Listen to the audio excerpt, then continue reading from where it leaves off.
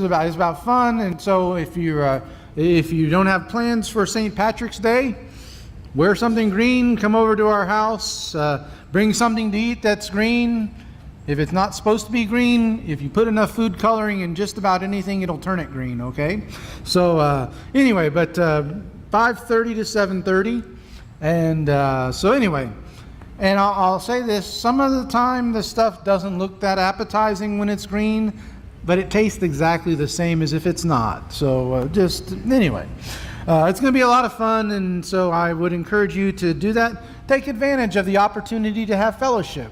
That's what this is about, looking for excuses to get together with our brothers and sisters in Christ. So please do spend some time. If you don't know where we live, ask anybody and they can probably tell you.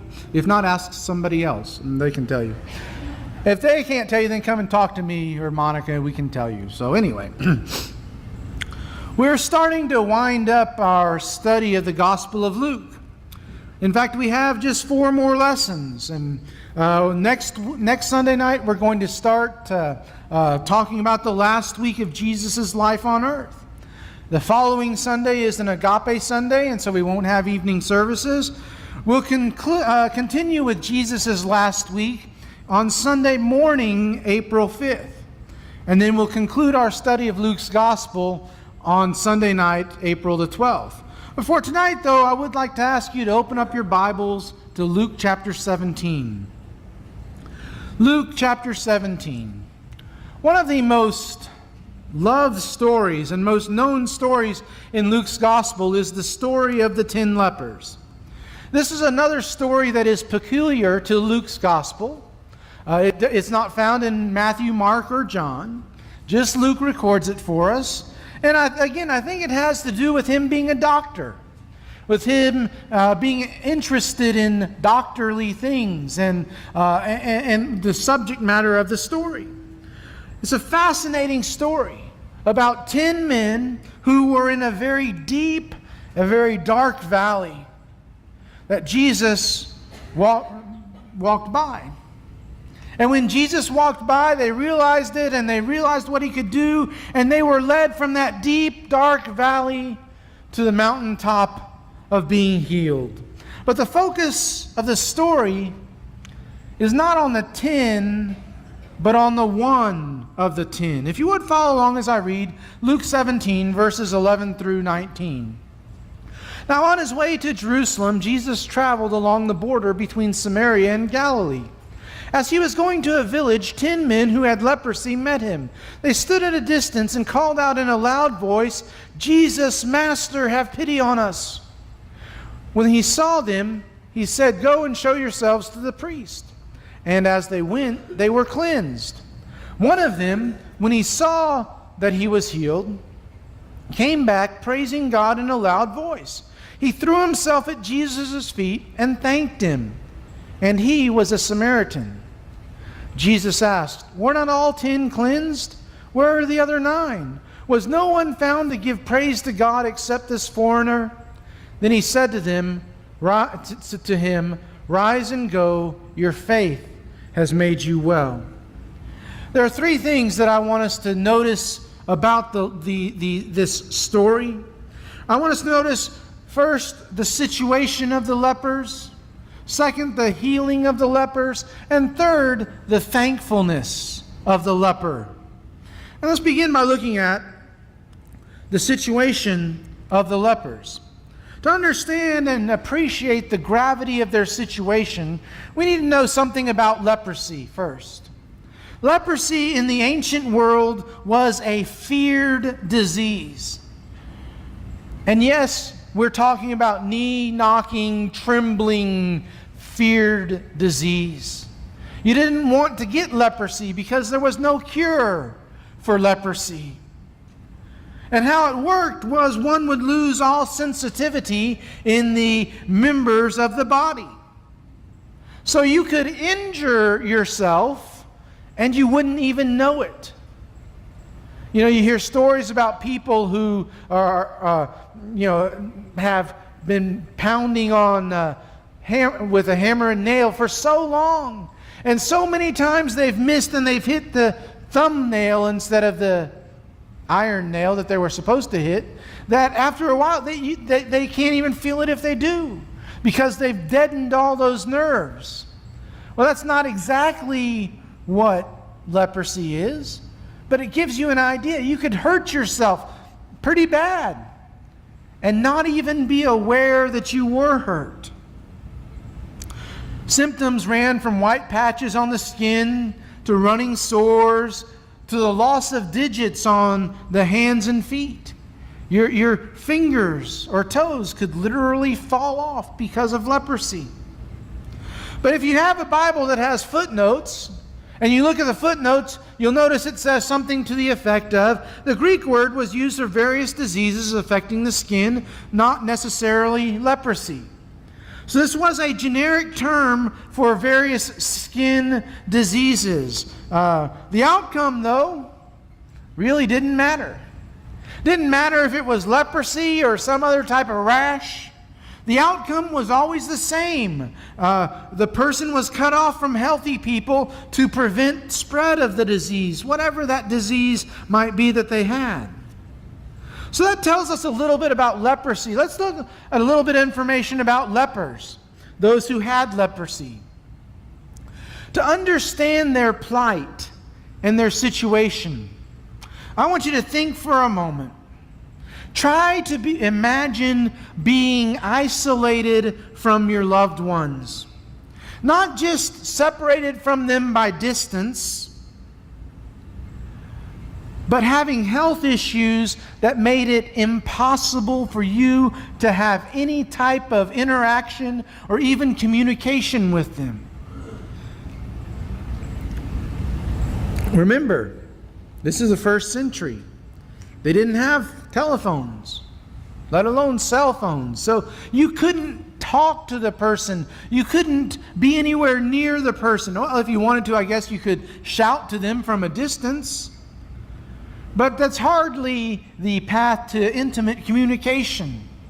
And yet, that's what they were faced with. They were isolated from their loved ones. There's a 12-year-old boy named David who somehow was born without an immune system. When he was 12, he underwent a bone marrow transplant to try to correct the deficiency. But up until that point, he had lived his life literally in a plastic bubble. This prevented contact with common germs and bacteria and viruses that you and I, our immune system, could take care of very simply, but for David, it could have killed him. He'd never experienced human contact, skin-to-skin contact. He'd always and only had contact, even with his mother, through that plastic bubble. When he was asked what he would like to do if and when he was released from his bubble, he said this, "I want to walk barefoot on grass and touch my mother's hand." How many of us take stuff like that for granted? We want to walk barefoot on the grass, we take our shoes off and we go. We want to touch our mother's hand. For many of us, we still can do that. But for David, those were things that he had never experienced.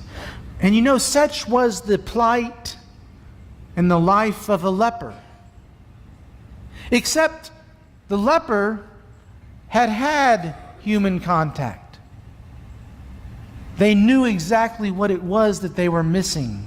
They knew what it was that had been taken away from them. They were isolated from their loved ones. But I guess if you want to say that every valley leads to a mountain, like we've been saying, there was an upside. Isolation overcame other barriers. Because, this group lived along the border of Samaria and Galilee. And the group contained at least one Samaritan and some Jews, apparently. Now, we'll talk more about what that Samaritan did and what that means a little bit later on. But what they had in common was greater than other differences.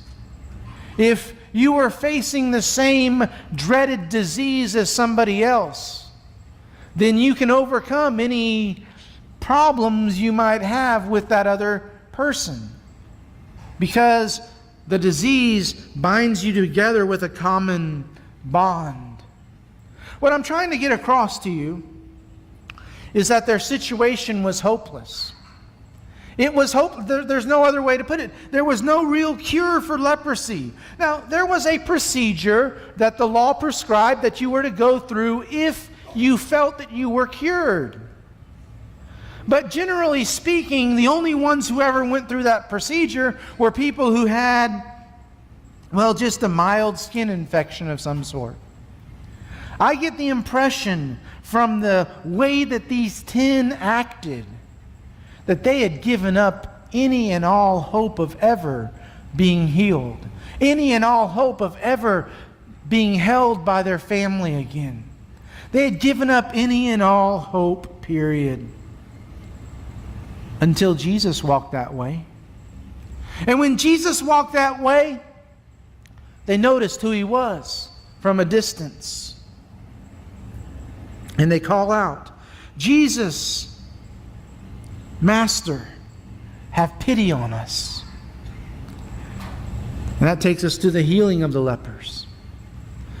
Because Jesus took pity on them. He took pity on them and he tells them what to do.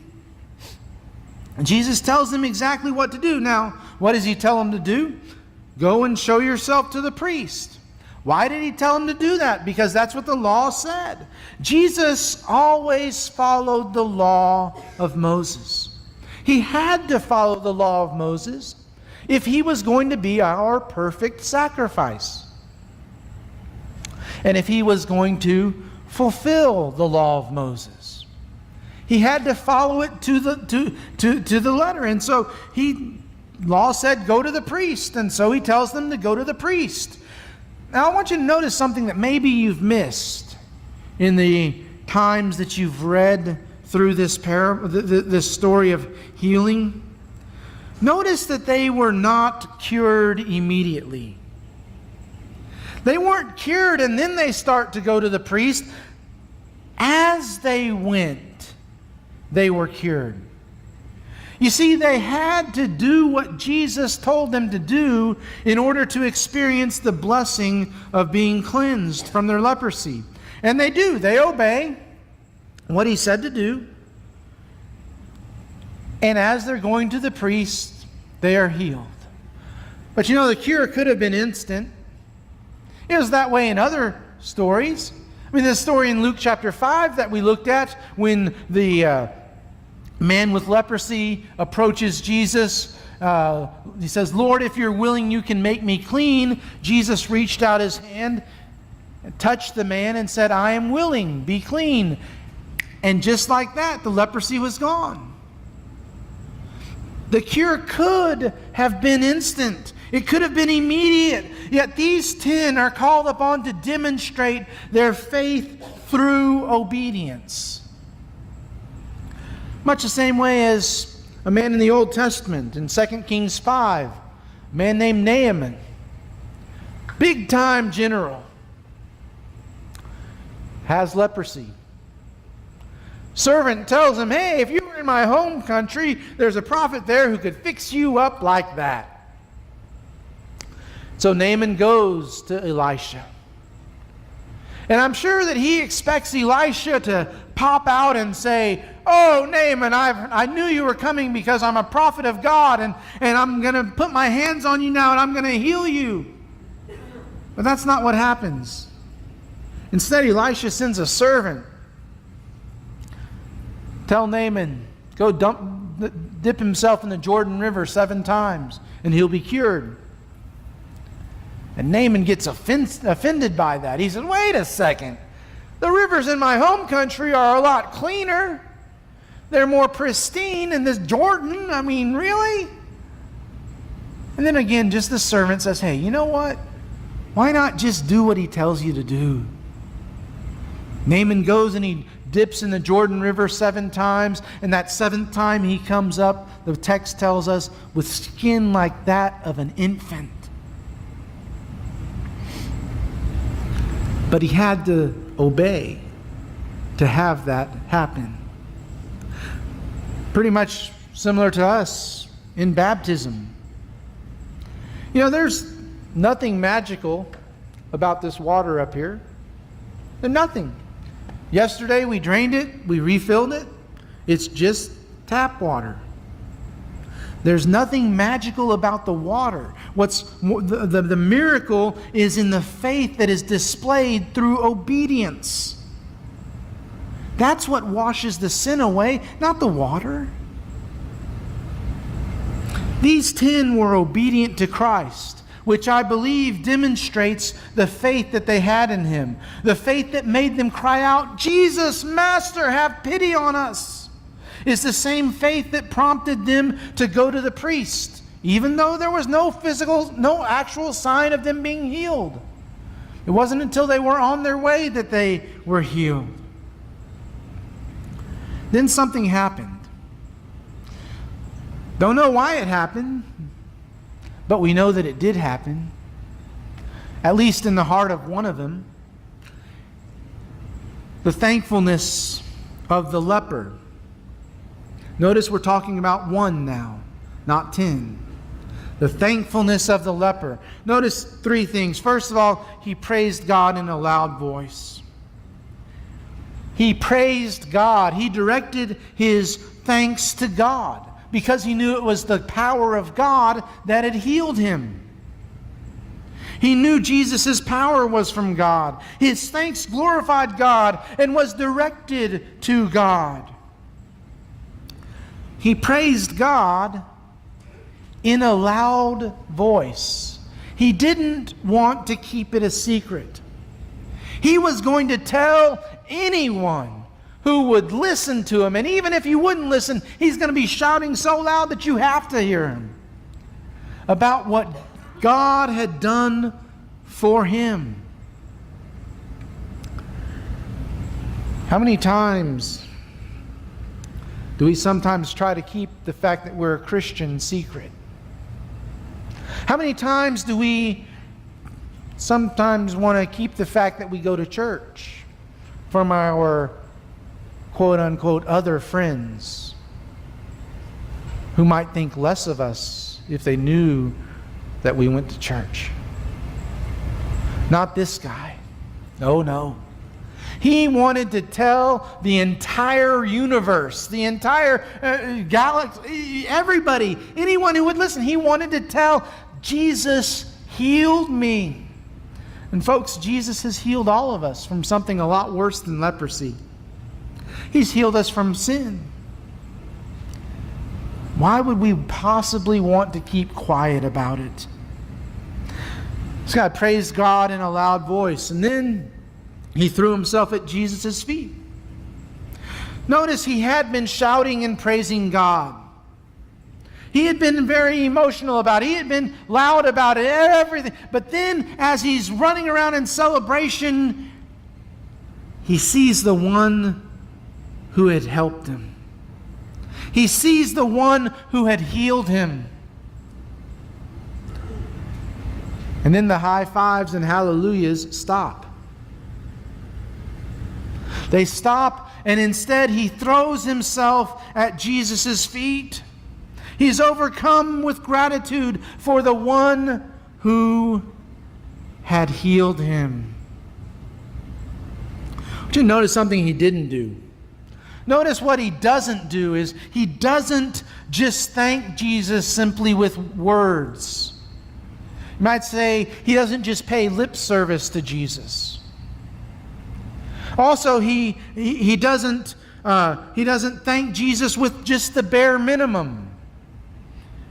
You know, how do you thank someone who's done something nice for you? You go up, you give them a firm handshake. Thank you very much. Means a lot. That's not what this guy does. He throws himself on the ground in front of Jesus. That's what he does. He doesn't thank him with just words. He doesn't thank him with the bare minimum. What he does is he throws himself before Jesus in complete humility. Excuse me. He used every means at his disposal to show how thankful he truly was. Doesn't just say it, he shows it. And third, and he was a Samaritan. Two questions this brings up. Number one, why is that so important? I mean, why is it important that he was a Samaritan? I mean, he was a leper and he was cured. That should be all that matters to us. Well, this is important, I think. It's important because Samaritans, you see, were a race of people who resulted from the intermarrying of Jews and Assyrians. See, when the Assyrian nation took over the northern kingdom, these were the Jews who had sold out, as it were. They were the ones who married the Assyrians to escape, well, deportation, perhaps. So when the exile ended and the faithful Jews made their way back, they hated these half-breeds that had resulted from previous generations of Jews selling out to the Assyrians. It was a deep-seated hatred. It was a, I don't even want to look at you hatred. That's why it's important. Jesus was a Jew, and yet he extended his grace and mercy even to someone who, well, most Jews wouldn't think would be worth the effort it would take to speak badly about them. Second question this brings up, what about the 9 Jews? What about the other 9 Jews that were cured of leprosy? Well, a couple things about this. First of all, we don't know that it was 9 Jews. The text doesn't tell us their nationalities. All it tells us is that the one who came back was a Samaritan. There could have been other Samaritans in the group. It could have been 9 Jews. There could have been other nationalities in this little colony of lepers, we might say. But the question remains, why didn't they come back? Why didn't they return? Why didn't they say thank you to Jesus? Maybe, just maybe what it was that they wanted to resume their quote-unquote normal life just as soon as possible. You ever know somebody like that? Who they do what they're supposed to do. Maybe they give the answers they're supposed to give, and they're baptized into Christ. And then, they're faithful for a little while, but then they just sort of fall off the face of the earth. They want to get back to their quote-unquote normal life. That whole baptism thing, it served its purpose. But now I want to go back to my normal life. Could be that they were afraid that if they didn't go straight to the priest, that the healing would be rescinded somehow. That somehow they wouldn't be cured if they didn't do exactly everything that they were told to do. And so we can't go back to say thank you. We have to keep going to the priest. Could be that they were just following the crowd. 9 out of 10. I mean, hey, that's good enough for toothpaste, right? 9 out of 10 dentists recommend this toothpaste, right? So 9 out of 10 just kept going to the priest, and so that's just where everybody went. That's where the herd was going. That's where the crowd was leading them. Could be that they thought there'd be plenty of time later on to say thank you. We'll run into him again sometime. We can say thank you then. Could be that they were simply unaware of how great a debt that they owed to God. Why didn't they come back? We don't know. Another question we might have is, why weren't they reminded? I mean, when the one turned around and went back to Jesus, surely that was going to remind the other 9 that they should be thankful, that they should say thank you to Jesus. Well, they may have been going to a different priest, though. Remember the difference between Jews and Samaritans? They didn't have the same place to worship. The Samaritans could not get to the temple in Jerusalem. So maybe they were going, the 9 maybe were going somewhere else, and the Samaritan was going to a different place to find a different priest to declare him clean. Maybe the excitement about being healed. Maybe all those other reasons we mentioned earlier. Truth be told, we don't know why the 9 did not return. What we do know, though, is that one did return. One did return, and one did say thank you. And that was his faith that made him well. When you look at this story and you read this story, do you ever wonder, what about the other 9? I mean, do you think that their healing was permanent?